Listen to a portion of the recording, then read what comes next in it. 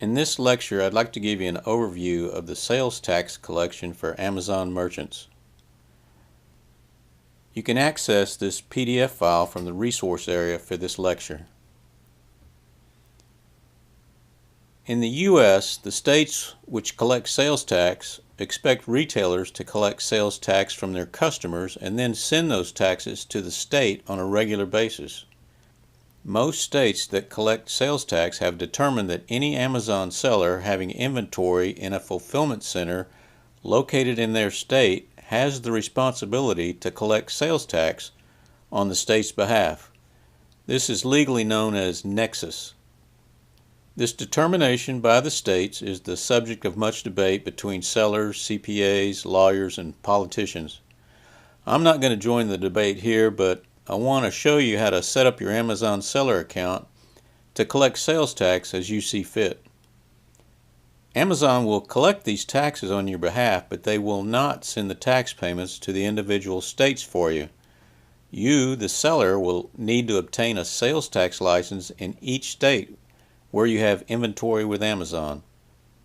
Here's a graphic showing Amazon's warehouse states, courtesy of taxjar.com. As you can see, applying for a sales tax license in all these states is no small feat. It's a paperwork and administrative nightmare. There are thousands of taxing authorities in the United States, and they all want their piece of the pie. However, many Amazon sellers have done this, and there are service companies that will do it for a price. From all I've observed, TaxJar is the Amazon seller's favorite service. TaxJar will connect to your Amazon account and apportion the taxes collected by Amazon to the appropriate tax jurisdiction based on each state's requirements. Let's look at how to set up tax collection in Seller Central.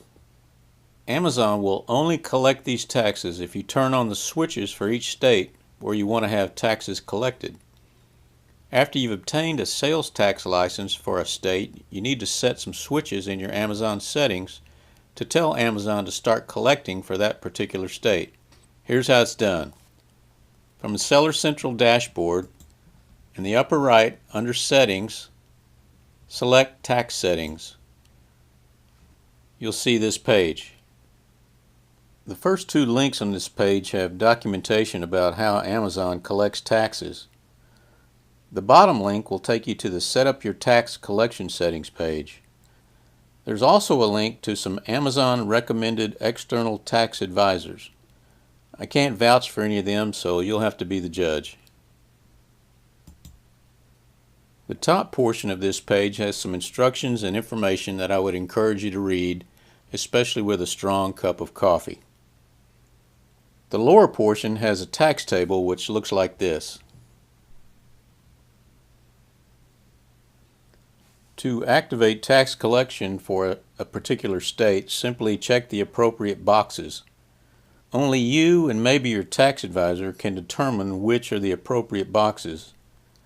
Then add your state registration number in the box on the right. After about 72 hours, Amazon will begin collecting taxes on sales in the states that you designated. Amazon provides reports to inform you how much tax was collected and credited to your account. This is where a service like TaxJar really helps. They'll collect this information and email you the specifics when the taxes are due for any specific state. One strategy I've heard for collecting these taxes goes like this. Start by collecting taxes in the state where you live, except Delaware and New Hampshire.